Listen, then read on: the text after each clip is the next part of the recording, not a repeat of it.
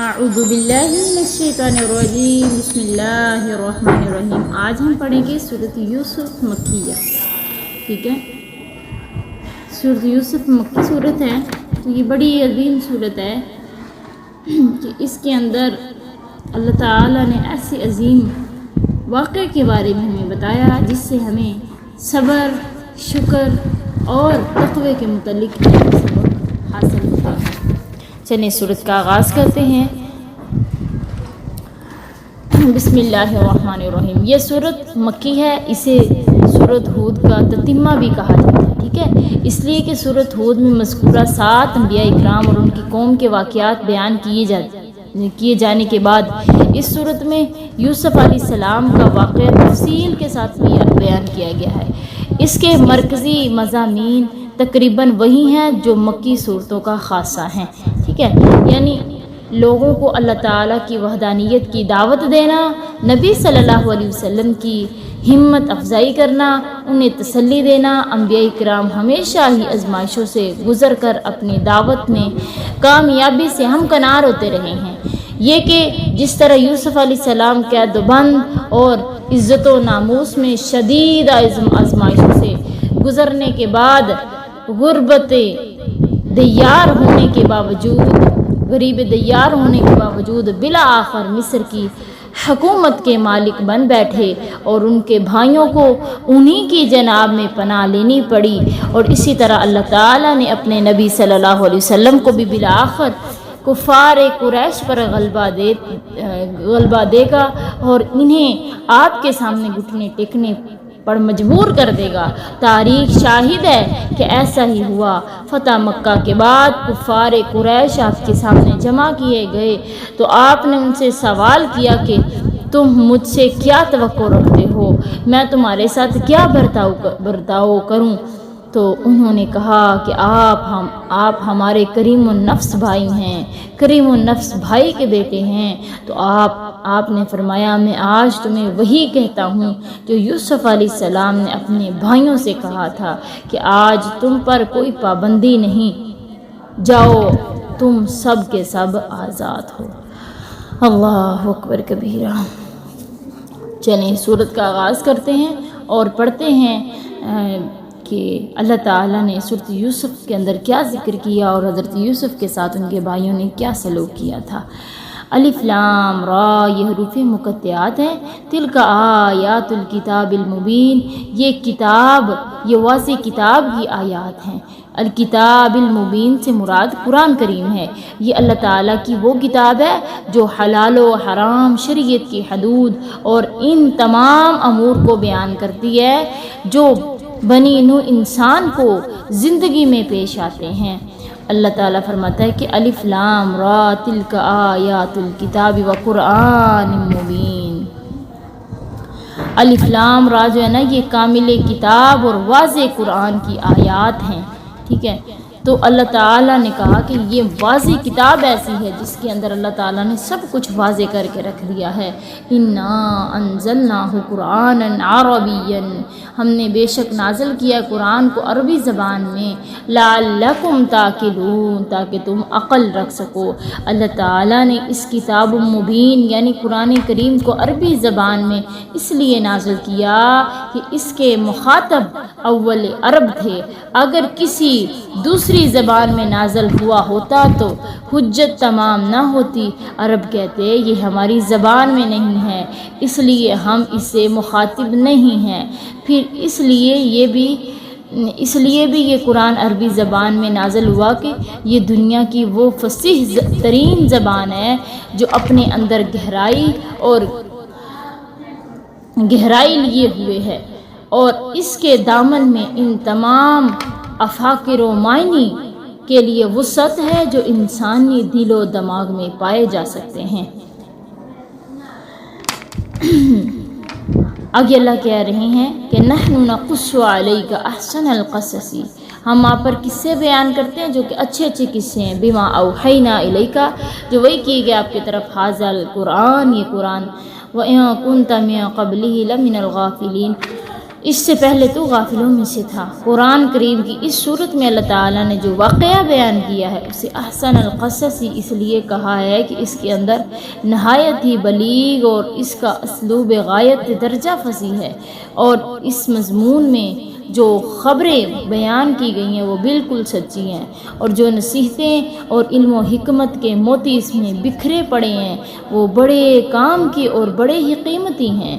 نبی کریم صلی اللہ علیہ وسلم اس واقعے سے متعلق وحی نازل ہونے سے پہلے کچھ بھی نہیں جانتے تھے۔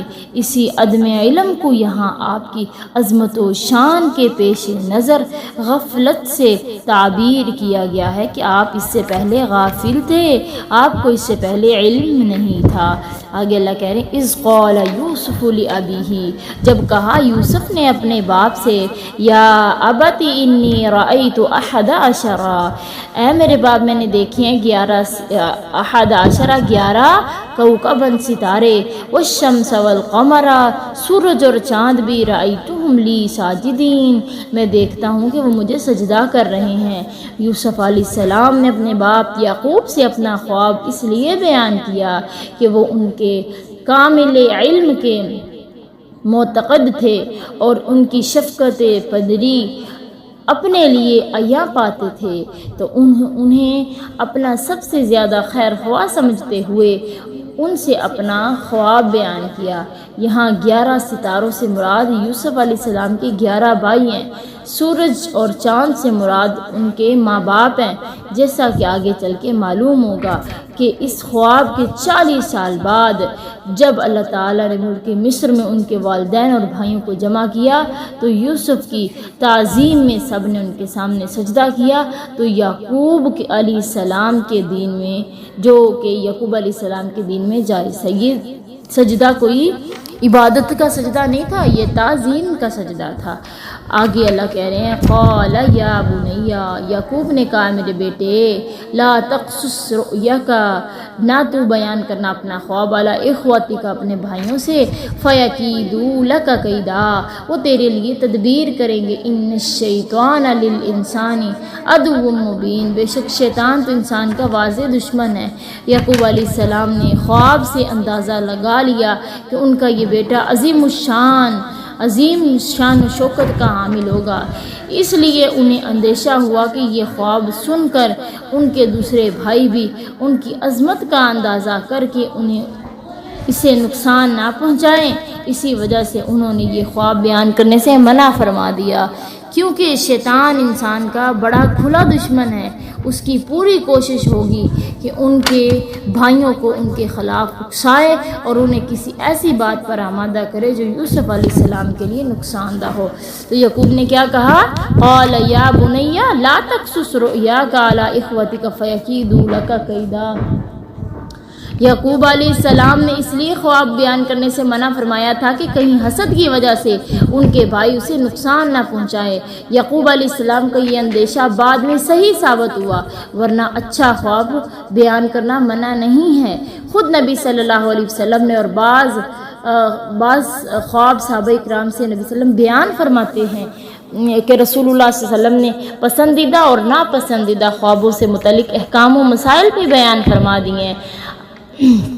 حضرت ابو رزین بیان کرتے ہیں کہ رسول اللہ صلی اللہ علیہ وسلم نے فرمایا خواب کی تعبیر جب تک نہ لی جائے وہ گویا پرندے کے پاؤں پر ہے، ہاں جب اس کی تعبیر بیان ہو جائے تو پھر وہ واقع ہو جاتا ہے۔ حضرت ابو سعید خدری بیان کرتے ہیں کہ انہوں نے رسول اللہ صلی اللہ علیہ وسلم کو یہ فرماتے ہوئے سنا کہ جب تم میں سے کوئی ایسا خواب دیکھے جسے وہ ناپسند کرتا ہو، وہ اللہ کی طرف سے ہوتا ہے، یعنی کہ جسے وہ پسند کرتا ہو تو وہ اللہ کی طرف سے ہوتا ہے، سو وہ اس پر اللہ تعالیٰ کی حمد بیان کرے اور اسے بیان کر دینا چاہیے۔ لیکن اگر کوئی اس کے برعکس کوئی ایسا خواب دیکھے جو اسے ناپسند ہے تو وہ شیطان کی طرف سے ہوتا ہے، سو وہ کیا کرے، جب ایسا کوئی خواب دیکھ لے تو اس کی شر سے پناہ مانگے اور کسی سے خواب کا ذکر نہ کرے۔ تو یہ خواب اسے نقصان نہیں پہنچائے گا۔ یہ صحیح بخاری کے حدیث ہے۔ اسی طرح حضرت ابی ہریرہ کہتے ہیں کہ رسول اللہ صلی اللہ علیہ وسلم نے فرمایا جب تم میں سے کوئی ایسا خواب دیکھے جو اسے ناپسند ہو تو اسے چاہیے کہ 2 رکعت ادا کرے اور کسی کو خواب کے متعلق کچھ نہ بتائے تو اسے کوئی نقصان نہیں ہوگا۔ اسی طرح ایک اور صحابی حضرت عبادہ بن صامت کہتے ہیں کہ رسول اللہ صلی اللہ علیہ وسلم نے فرمایا مومن کا خواب نبوت کے 46 حصوں میں سے ایک حصہ ہے۔ حضرت ابی ہریرہ کہتے ہیں کہ میں رسول اللہ صلی اللہ علیہ وسلم سے میں نے سنا کہ آپ نے فرمایا نبوت میں صرف اب مبشرات باقی رہ گئی ہیں۔ صحابہ نے پوچھا مبشرات کیا ہیں؟ آپ نے فرمایا اچھے خواب۔ ٹھیک ہے، تو اس آیت میں ہے کہ ان الشیطان للانسان، یعقوب علیہ السلام نے کیا کہا؟ ان الشیطان للانسان عدو مبین، شیطان انسان کا واضح دشمن ہے۔ حضرت جابر کہتے ہیں کہ رسول اللہ صلی اللہ علیہ وسلم نے فرمایا ابلیس اپنا تخت پانی پر بچھاتا ہے، پھر اپنے لشکروں کو عالم میں فساد پھیلانے کے لیے وہ بھیجتا ہے، اور ازروئے مرتبہ اس کے قریب زیادہ قریب وہ شیطان ہوتا ہے جو بڑا فساد بپا کرے۔ کوئی شیطان آتا ہے کہتا ہے میں نے فلاں فلاں کام کیے، تو شیطان کہتا ہے تو نے تو کچھ بھی نہیں کیا۔ پھر ایک آ کر کہتا ہے میں نے فلاں کو نہیں چھوڑا، یہاں تک کہ اس کے اور اس کی بیوی کے درمیان جدائی کروا دی، طلاق ہو گئی، تو شیطان اسے قریب کرتے ہوئے کہتا ہے ہاں تو نے بڑا اچھا کام کیا۔ اللہ اکبر کبیرہ۔ ایک اور روایت کے اندر آتا ہے کہ شیطان اس کو کیا کرتا ہے اپنے سینے سے لگا لیتا ہے۔ تو کیونکہ حسد بہت بری چیز ہے، اور حسد کرواتا کون ہے؟ شیطان دل میں داخل ہو کے بھائی کے خلاف کروا دیتا ہے۔ حسد بہت بری بیماری ہے، اور نبی صلی اللہ علیہ وسلم نے فرمایا حسد سے بچو، کیونکہ حسد نیکیوں کو اس طرح کھا جاتا ہے جس طرح لکڑی آگ کو کھا جاتی ہے۔ آگے اللہ کہتے ہیں وَكَذَلِكَ يَجْتَبِيكَ رَبُّكَ، یعقوب نے کہا کہ اے میرے بیٹے یوسف اسی طرح اللہ تجھے برگزیدہ کر دے گا، وَيُعَلِّمُكَ مِن تَأْوِيلِ الْأَحَادِيثِ، اللہ سکھائے گا تجھے اصل حقیقت کی باتیں بتائے گا، وَيُتِمَّ نِعْمَتَهُ عَلَيْكَ، تیرے اوپر اپنی نعمت پوری کرے گا، وَعَلَىٰ آلِ یعقوب، اور آل یعقوب پر، کما اتمہا علی ابویک، جیسے اس نے پورا کیا ہے اس کو تیرے باپ پر، من قبل، اس سے پہلے، ابراہیم و اسحاق، ابراہیم اور اسحاق پر، ان ربک علیم حکیم، تیرا رب جو ہے نا وہ بڑا جاننے والا اور حکمت والا۔ یعنی تمہارے اس عظیم خواب کی تعبیر یہ ہے کہ اللہ تعالیٰ تمہیں اپنا نبی بنائے گا، اور تمہیں تمہارے عہد کے تمام لوگوں پر فوقیت دے گا، اور انہیں تمہارے لیے اس طرح مسخر کر دے گا جس طرح تم نے ستاروں اور سورج اور چاند کو اپنے سامنے سجدہ کرتے ہوئے دیکھا، اور تمہیں تعبیر و رؤیا کا علم عطا فرمائے گا، اور تمہیں بادشاہت کے ساتھ علم نبوت بھی دے گا، اور ملک و نبوت کی نعمتیں تمہارے بھائی اور تمہاری اولاد اور بعد میں آنے والے نسلوں کو بھی دے گا، اور جس طرح اس نے اس سے پہلے تمہارے دادا اسحاق، تمہارے پردادا ابراہیم کو نبوت و رسالت اور دوسری بیشتر بے بہا نعمتوں سے نوازا تھا۔ اسحاق علیہ السلام کو نبوت دی، یعقوب علیہ السلام جیسا بیٹا دیا، اور یوسف علیہ السلام جیسا پوتا دیا، ابراہیم علیہ السلام کو اپنا خلیل بنایا، اور انہیں آگ سے نجات دی۔ یہ کیا تھی؟ اللہ کی نعمتیں تھی جو اللہ نے ان کے باوجداد پہ کی تھی۔ وَكَذَلِكَ يَجْتَبِيكَ رَبُّكَ، یعقوب نے کیا کہا کہ اللہ تعالیٰ تجھے برگزیدہ کر لے گا، یعنی نبوت اور رسالت سے سرفراز فرمائے گا اللہ تعالیٰ تجھے۔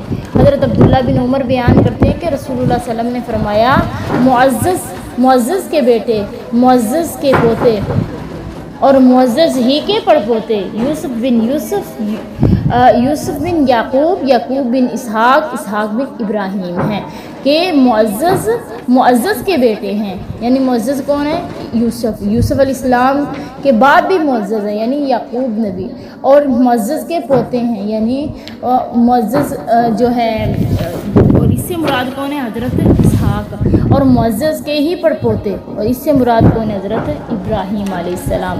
حضرت انس کہتے ہیں کہ رسول اللہ صلی اللہ علیہ وسلم نے فرمایا یوسف علیہ السلام کو آدھا حسن دیا گیا تھا، آدھا حسن پوری دنیا میں دیا گیا تھا، آدھا حسن اکیلے یوسف کو اللہ نے دیا تھا۔ حضرت انس کہتے ہیں کہ رسول اللہ صلی اللہ علیہ وسلم نے فرمایا یوسف علیہ السلام اور ان کی والدہ کو نصف حسن عطا کیا گیا تھا۔ حضرت کعب بن عجرہ کہتے ہیں کہ ہم نے عرض کی کہ اللہ کے رسول، ہم آپ پر اور آپ کے اہل بیت پر کس طرح درود بھیجیں، کیونکہ اللہ تعالیٰ نے ہمیں یہ تو بتا دیا ہے کہ آپ پر سلام کیسے، آپ پر درود پڑھیں۔ تو آپ نے فرمایا کہ اس طرح کہا کرو جس طرح مطلب اس طرح پڑھو، اللہم صلی علی محمد وعلی آل محمد کما صلیت علی ابراہیم وعلی آل ابراہیم انک حمید مجید، اللہم بارک علی محمد وعلی آل محمد کما بارکت علی ابراہیم وعلی آل ابراہیم انک حمید مجید۔ اس میں ابراہیم پر اور ابراہیم کی آل پر بھی درود بھیج جیسے تو نے بھیجا، برکت نازل کی۔ ان میں آل سے مراد حضرت ابراہیم کے بیٹے اسحاق اور اسماعیل، اور اسحاق کی اولاد میں یعقوب، یعقوب کی اولاد میں یوسف، تمام جتنے بھی آئے ہیں نیک لوگ وہ شامل ہیں اس میں، ٹھیک ہے۔ اسی طرح حضرت ابی ہریرہ کہتے ہیں کہ رسول اللہ صلی اللہ علیہ وسلم سے سوال ہوا کہ لوگوں میں زیادہ بزرگ کون ہے؟ آپ نے فرمایا جس کے دل میں اللہ کا ڈر سب سے زیادہ ہو۔ انہوں نے کہا کہ ہمارا مقصد یہ نہیں ہے۔ آپ نے فرمایا پھر سب سے زیادہ سب لوگوں میں زیادہ بزرگ حضرت یوسف علیہ السلام ہے۔ وہ خود نبی تھے، جس کے والد بھی نبی تھے، جس کے دادا بھی نبی تھے، جس کے پردادا یعنی حضرت ابراہیم بھی نبی تھے۔ انہوں نے کہا ہم یہ بھی نہیں پوچھتے۔ آپ نے فرمایا پھر تم کیا عرب کے قبیلوں کی نسبت یہ سوال کرتے ہو؟ انہوں نے کہا جی ہاں۔ آپ نے فرمایا سنو، جاہلیت کے زمانے میں جو ممتاز اور شریف تھے وہ اسلام لانے کے بعد بھی ویسے ہی شریف ہے جب انہوں نے دین میں سمجھ حاصل کی۔ یعنی اگر کوئی بندہ جاہل تھا نا زمانہ جاہلیت میں، اس کے اندر کوئی اوچھا پان نہیں تھا، اس کے اندر کوئی ایسا نہیں تھا کہ گناہ کرنے والا انسان نہیں تھا، جب وہ اسلام کو قبول کرتا ہے تو وہ سب سے زیادہ شریف انسان ہے۔ ٹھیک ہے، آج کا سبق اتنا ہی، آگے انشاءاللہ العظیم ہم کل کریں گے۔ تو انشاءاللہ العظیم ہم اس صورت میں پڑھیں گے کہ یوسف علیہ السلام کو اللہ نے اتنا حسین بنایا، جب بھائیوں نے حسد کیا، بھائیوں نے کنویں میں پھینک دیا، مسافروں نے آ کے یوسف کو کنویں سے نکالا، اور یوسف علیہ السلام کو پھر مصر کے بازاروں کے اندر بیچا گیا، پھر عزیز مصر نے خرید لیا۔ زلیخا نے اپنے جال کے اندر پھنسانا چاہا، لیکن یوسف علیہ السلام نہ پھنسے، تو پھر یوسف علیہ السلام کو جیل کے اندر، قید خانے کے اندر زندگی بسر کرنی پڑی، یعنی ایک کے بعد دوسری مصیبت کو جھیلنا پڑا۔ پھر اس کے بعد اللہ تعالیٰ نے انہیں ان کے صبر کا بہترین بدلہ دیا، اللہ تعالیٰ نے انہیں مصر کی بادشاہت عطا کر دی۔ انشاءاللہ یہ ہم